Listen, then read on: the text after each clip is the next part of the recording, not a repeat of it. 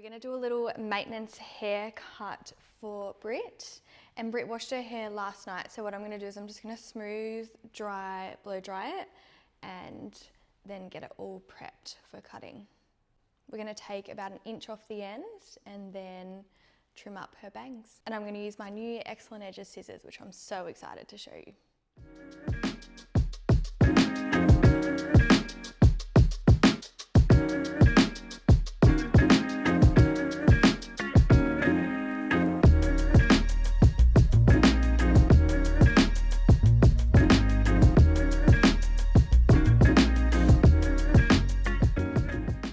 So for the baseline, I'm going to cut about probably just a bit more than 1 inch, and I'm going to use the Stingray scissor.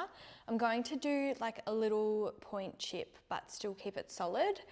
I actually don't know why I do that. It is just something that I've always done since I was an apprentice. I just find it is a little bit softer than just a straight blunt cut, but it's still blunt and solid.